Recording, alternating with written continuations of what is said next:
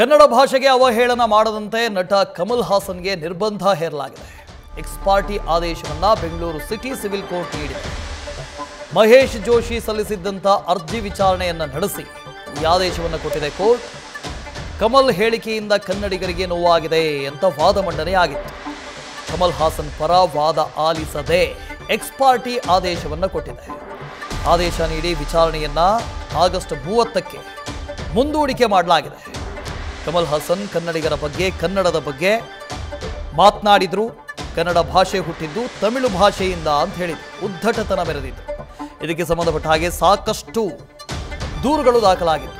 ಈ ಒಂದು ದೂರಿಗೆ ಸಂಬಂಧಪಟ್ಟ ಹಾಗೆ ಈಗ ಬೆಂಗಳೂರಿನ city civil court X party ಆದೇಶವನ್ನು ಕೊಟ್ಟಿದೆ.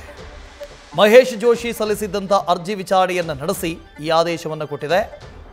ಕಮಲ್ ಹೇಳಿಕೆಯಿಂದ ಕನ್ನಡಿಗರಿಗೆ ನೋವಾಗಿದೆ ಅಂತ ವಾದ ಮಂಡನೆ ಆಗಿತ್ತು. ಆದರೆ ಪ್ರತಿವಾದವನ್ನು ಇನ್ನೂ ಆಲಿಸಿಲ್ಲ. ಆಲಿಸುವ ಮುಂಚೆಯೇ ಎಕ್ಸ್ ಪಾರ್ಟಿ ಆದೇಶವನ್ನು ಕೊಟ್ಟಿದೆ ಕೋರ್ಟ್. ಕಮಲ್ ಹಾಸನ್ ಪರ ವಾದ ಆಲಿಸದೆ ಎಕ್ಸ್ ಪಾರ್ಟಿ ಆದೇಶವನ್ನು ಕೊಟ್ಟಿದೆ. ಆದೇಶದ ನಂತರ ವಿಚಾರಣೆಯನ್ನು ಆಗಸ್ಟ್ 30ಕ್ಕೆ ಮುಂದೂಡಿಕೆ ಮಾಡಲಾಗಿದೆ.